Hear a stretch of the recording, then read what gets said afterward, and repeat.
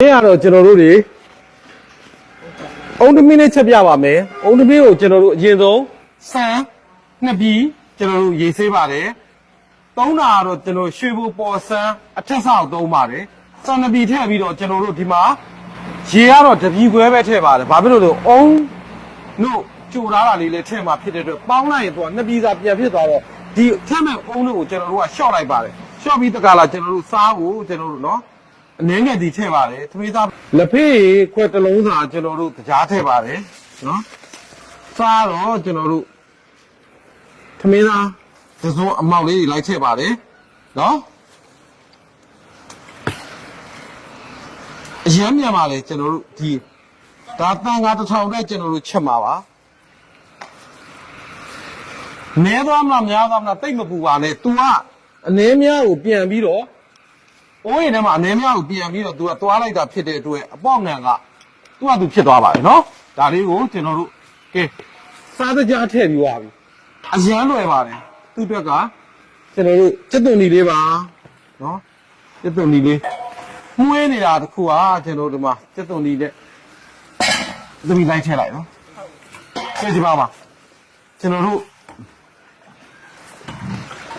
အုံးတို့လေးနော်အုံးတို့ကျွန်တော်35လုံးကျွန်တော်တို့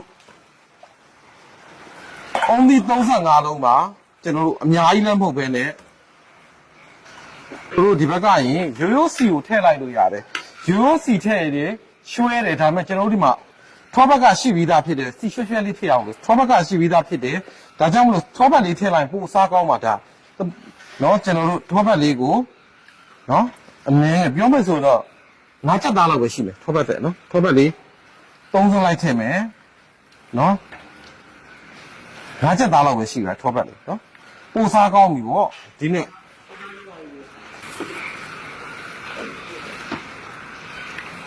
ပေါင်းထောပတ်ဖြစ်သွားတော့ပို့ပြီးတော့စားကောင်းပါလိမ့်မယ်နော်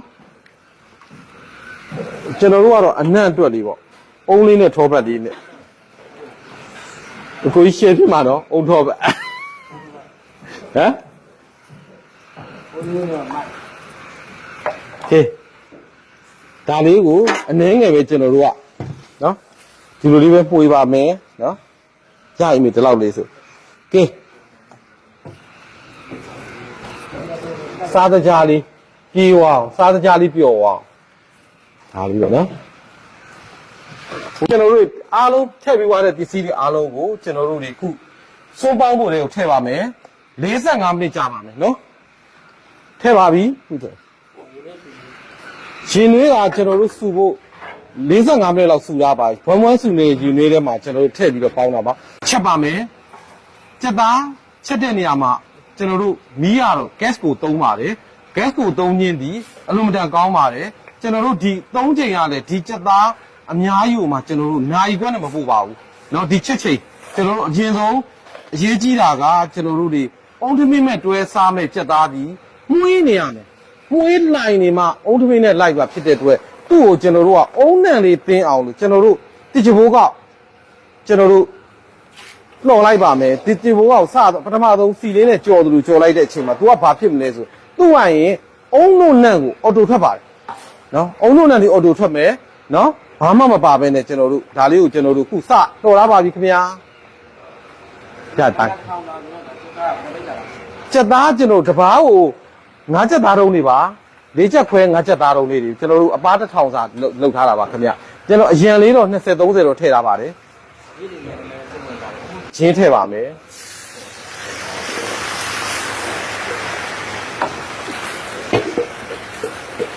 ချင်း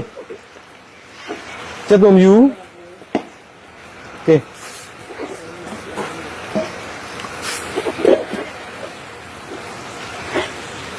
စနေမို့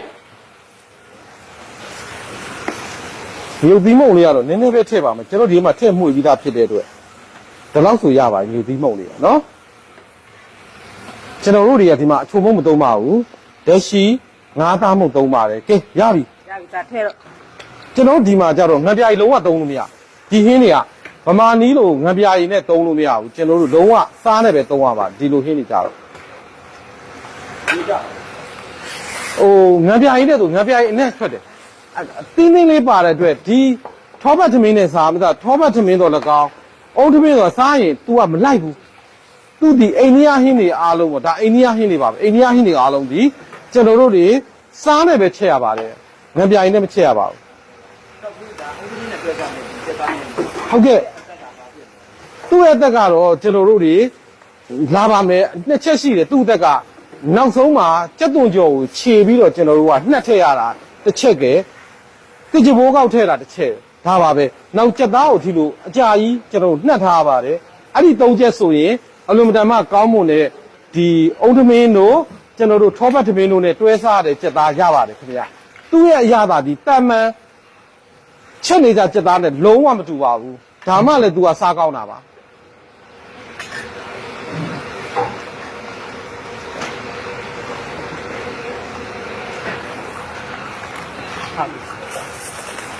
ကျွန်တော်တို့ငါးသားမုံလေးတက်ရှိငါးသားမုံလေးကျွန်တော်တို့ထဲထဲမှာနေတော့လည်းထည့်ထားတယ်ဒါနောက်တစ်ခုထည့်ပါတယ်ဒါလေးကိုကျွန်တော်တို့နောက်15မိနစ်လောက်စောင့်မယ်ဆိုဒီဟင်းလေးကဒီပြေဆုံးနဲ့ဟင်းလေးရပါပြီခင်ဗျာကြက်သားရေထိုးရတာမဟုတ်ကြက်သားထဲမှာရေဓာတ်ပါတယ်အဲ့ဒီရေဓာတ်တွေခုထွက်ခံပြီးဖြစ်သွားပါပြီအဲ့ဒီရေဓာတ်ကိုကြပြီးကြက်သားကကြက်သွားတဲ့အချိန်မှာကျွန်တော်တို့ဒီနေထားရမှာခုလောလောဆယ်ကတော့ကြက်သားလေးကကျွန်တော်တို့ကနှစ်ချက်နဲ့ပြမီးကိုထိန်းပြီးချက်ထားတယ်မီးကမများဘူးအဲ့ဒီဆက်မှာအရမ်းများလို့မရဘူးကျွန်တော်ထိန်းချက်ပြီးတော့နှစ်ချက်လေးချက်နေသူကသူထဲထဲကပင်ကိုကြက်သေးကအရေတွေထွက်လာပါမယ်ထွက်လာတဲ့ချိန်ကိုကျွန်တော်တို့စောင့်ပါမယ်ဟိုခြေသားတာကိုကျွန်တော်တို့ဒီကြက်သားကိုနှက်တဲ့နေရာမှာကျွန်တော်တို့သုံးပါတော့နော်ကြက်သားကိုကြက်သွန်ကြော်နဲ့ပြန်နှှက်လိုက်တယ်ဒီမှာ तू ကတမှုထူးကြပါလိမ့်မယ်ဒီမှာကျွန်တော်တို့ပြစင်နေရတယ်ရှိပါတယ်ကြက်သားလေးကကျွန်တော်တို့ဒီမှာ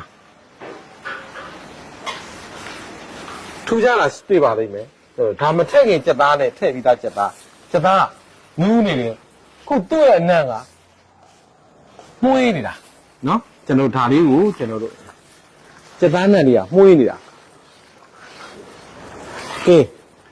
မှုေးနေတဲ့ကြက်သားတို့ကျွန်တော်တို့ကကြက်သွန်ကြော်ယူလာခဲ့နော်ကျွန်တော်တို့ကြက်သွန်ကြော်လေးနဲ့တာလေးမီးလေးနဲ့ကျွန်တော်တို့နော်လုပ်ပါမယ်ကဲဒီကြက်သွန်ကြော်ထည့်ပြီးတဲ့အချိန်မှာ तू ကခုနမှုေးတယ်ဆိုတာနဲ့ပုံမှုေးသွားပါလိမ့်မယ်ကြက်သွန်ကြော်မှုေးနေလို့ပေါ့နော်ရေးကြည့်တယ်နော်ကျွန်တော်ဒါလေး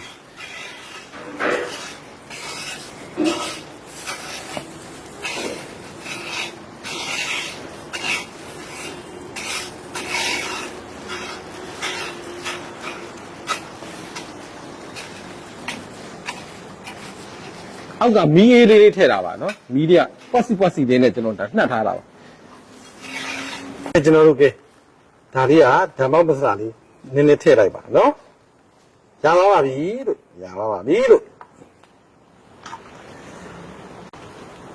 ီမှာနော်အလဲရတာနဲ့ပြည့်စုံတဲ့ကျွန်တော်အုံးသမင်းနဲ့စားမယ်ကြက်သားဟင်းလေးရပါပြီနော်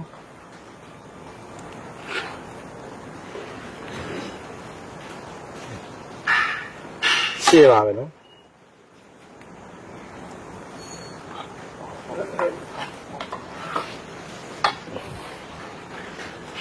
ရှေ့ပါပဲအုံးသမင်းနဲ့စားမယ်ကြက်သားဟင်းလေးကို